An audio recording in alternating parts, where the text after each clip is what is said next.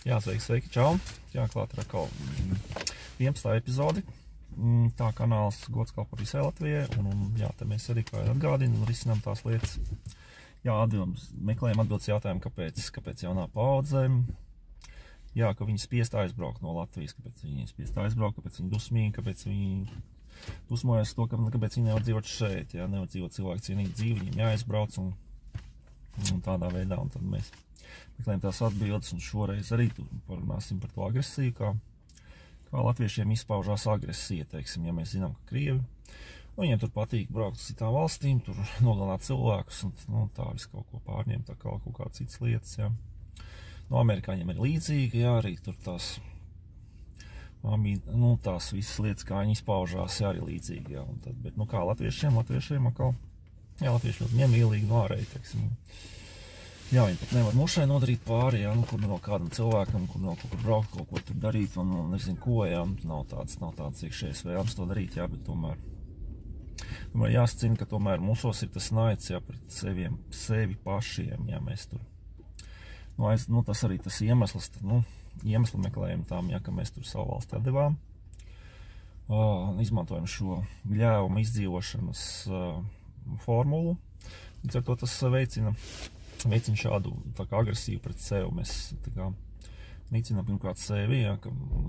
mēs gļēvi, un ka mēs tā kā, tādā veidā, un tādā veidā mēs atkal, tas naids izpaužās pret saviem tuvākajiem, un tad, veicinām tādu vidi, lai arī jaunieši brauktu projām, jo tāpēc, ka mēs zinām, kaut kādā savā apziņā zinām, ja pienāks kaut kāda tā X stunda, Y stunda, ko mēs, jā, teiksim, kas bija 1940. gadā, jā, mēs tā kā nojaušam, ka arī būs tās pašas, okupācija, būs deportācijas, represijas visādas, jā. Tas pats, jā, mēs, vai tur jāpieredz vēl kaut kas visādas nepatikšanas, jā, līdz ar to mēs kaut kā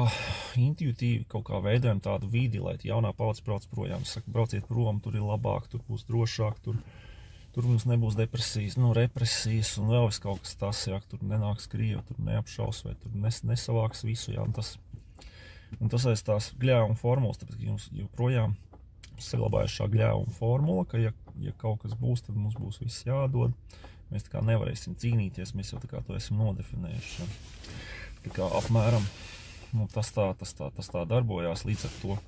ja mēs atrisināsim tās iepriekšējās lietas, par ko es runāju, kaut kādā 4., 5., 6., 7. epizodē, pārdomāsim, kaut kā mainīsim šo izdzīvošanas formulu, tad arī mums mainīsies kaut kādas lietas, jā.